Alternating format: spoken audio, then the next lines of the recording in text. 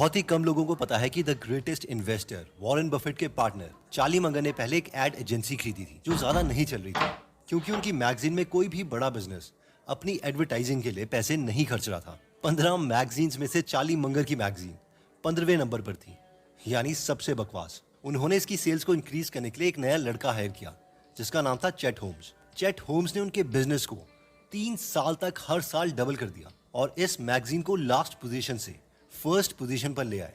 Charlie Munger इस growth से इतने हैरान हो गए थे कि एक दिन वो चेट होम्स के पास आए और उन्होंने उनसे कहा कि तुम मैगजीन को ग्रो करने के लिए कोई चीटिंग या इलीगल काम तो नहीं कर रहे, क्योंकि मैंने इससे पहले किसी को भी 3 साल तक लगातार बिजनेस को डबल करते हुए नहीं देखा।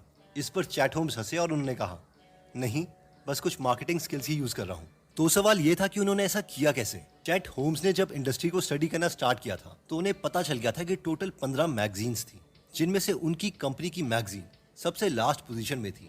और ये सारी की सारी 15 मैगजीन्स हर महीने 2500 से करीब बिजनेसेस को फोन करती, उन्हें मेल भेजती, गिफ्ट भेजती, ताकि वो उन बड़े बिजनेसेस को कन्विंस कर पाए ताकि वो सब अपनी एडवर्टाइजिंग उन्हीं की मैगजीन्स में करें। एक और अमेजिंग चीज जो चैट होम्स ने नोटिस की वो ये थी कि 2500 बिजनेसेस में से सिर्फ 167 बिजनेसेस ऐसे थे जो सबसे ज्यादा एडवर्टाइजिंग में पैसे खर्चते थे।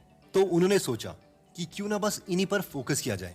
चैट होम्स को हर महीने 1.5 लाख रुपए का बजट दिया जाता था ताकि वो इन बिजनेसेस को कन्विंस कर पाए कि वो उनकी मैगजीन में एडवर्टाइज करें। तो उन्होंने किया ये कि उन्होंने पूरे 1.5 लाख रुपए बस उन टॉप 167 बिजनेसेस को कन्विंस करने में लगा दिए और बचे हुए 2333 बिजनेसेस को वो भूल ही गए। पर अभी भी सवाल ये था कि उन्होंने ये किया कैसे। तो उन्होंने बेसिकली 3 चीजें करी थी। सबसे पहले तो ये चीज थी कि वो औरों की तरह ये नहीं कहते रहते थे कि मेरी मैगजीन बेस्ट है, मेरी मैगजीन बेस्ट है, इसमें एडवर्टाइजिंग करो। वो उन 167 बिजनेसेस को लेटर भेजते, लेकिन उनमें हमेशा उन बिजनेसेस की प्रॉफिट की बात करते। फॉर एग्जाम्पल, अगर कोई रियल एस्टेट की कंपनी है तो उन्हें वो लिखते कि अगले महीने हम अपनी मैगजीन में अमेरिका के टॉप 15 प्रॉपर्टीज के बारे में आर्टिकल लिख रहे हैं, क्या आप इस मैगजीन में एडवर्टाइजिंग करना चाहेंगे? और हर 15 दिन के बाद वो ऐसा लेटर सेंड करते रहते। सेकंड, उन्हें ये तो पता था कि इन बड़ी कंपनीज के सीईओ के पास बहुत से लेटर्स आते होंगे, वो उनके लेटर्स पढ़ेंगे, इसकी कोई गारंटी नहीं है। इसलिए अपने लेटर्स को वो डिफरेंशिएट करने के लिए छोटे गिफ्ट्स भी साथ में सेंड करते थे। फॉर एग्जाम्पल, वो एक रूबिक क्यूब के साथ अपना लेटर सेंड करते और उस रूबिक क्यूब के ऊपर लिख देते, क्या आप पजल्ड हैं कि आपका बिजनेस उतनी तेजी से ग्रो क्यों नहीं कर रहा जितना आप चाहते हैं? अगर हाँ, तो हम आपकी मदद कर सकते हैं, बस इस लेटर को पढ़िए। या फिर कई बार वो छोटी टॉर्च सेंड कर देते और उसके साथ लिखते, क्या तुम अंधेरे में तो नहीं हो कि तुम्हें पता ही नहीं कि तुम्हारी इंडस्ट्री कितनी जल्दी चेंज हो रही है और कंपटीशन कितनी जल्दी ग्रो हो रहा है। वो बस हमेशा छोटे गिफ्ट्स ही सेंड करते रहते, क्योंकि अगर वो महंगे बड़े गिफ्ट सेंड करते तो सीईओ को लगता कि वो उन्हें रिश्वत देने की सोच रहे हैं। थर्ड, वो इन बिजनेसेस को लेटर भेजने के अगले दिन ही फोन करते। अब होता यह था कि किसी भी कंपनी का सीईओ डायरेक्टली फोन तो उठाता नहीं है, उनकी कोई ना कोई असिस्टेंट फोन उठाती है। तो बाकी सेल्स पीपल सीईओ से बात करने से पहले असिस्टेंट से बहुत प्यार से बात करते हैं। हेलो मैम, आप कैसे हो? आपका आज का दिन कैसा रहा? इस पर वो असिस्टेंट समझ जाती कि पक्का ये कोई ना कोई यूजलेस आदमी ही है और वो कहती, क्या हुआ, काम क्या है? इस पर वो सेल्समैन बोलता, मैम मैं XYZ मैगजीन से बोल रहा हूँ, क्या आप मेरी बात मिस्टर सीईओ से करवा सकते हैं? मेरे पास उनके लिए एक अमेजिंग ऑफर है।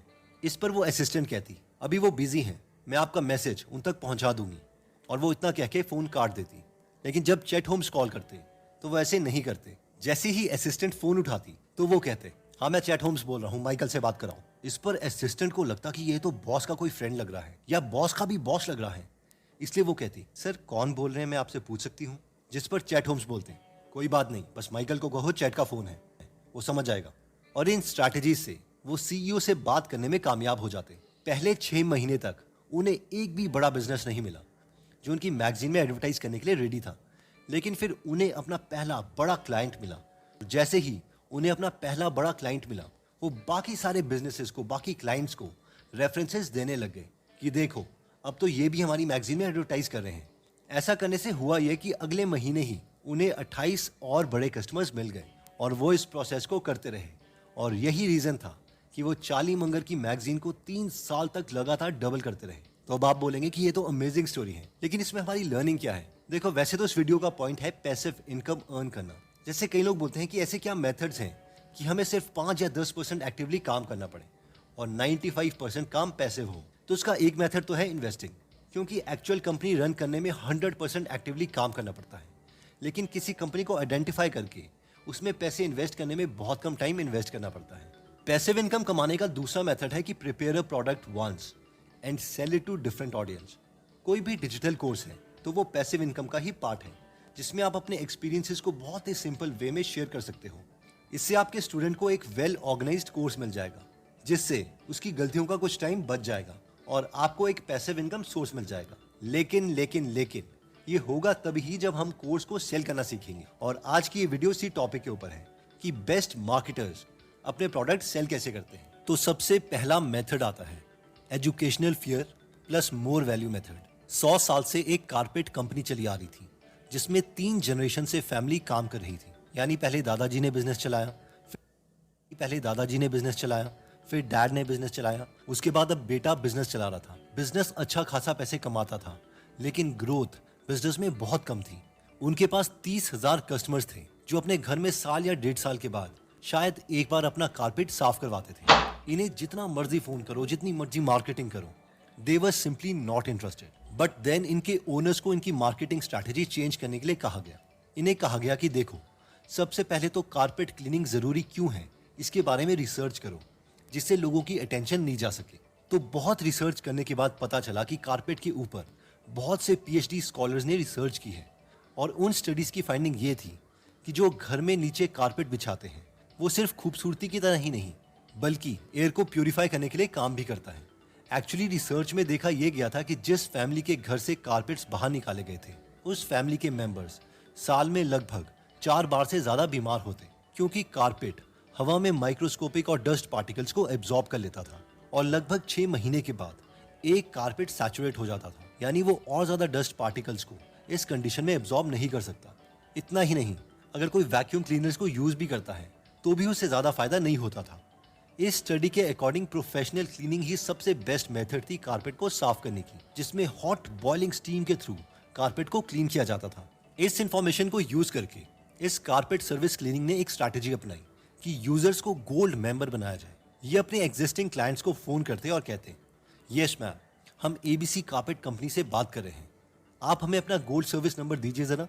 इस पर क्लाइंट कहता, गोल्ड सर्विस नंबर, वो क्या है? इस पर उन्हें जवाब मिलता, क्या आप हमारे गोल्ड मेंबर नहीं हैं? अगेन क्लाइंट कहता, नहीं, हम तो नहीं हैं।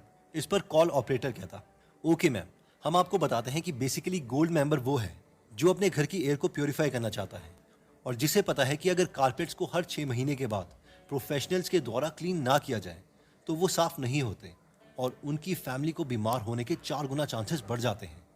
इसलिए हमने गोल्ड मेंबरशिप सर्विस स्टार्ट की है, जिसमें हम साल में 2 बार आपके कारपेट क्लीन करेंगे, वो भी डिस्काउंट में।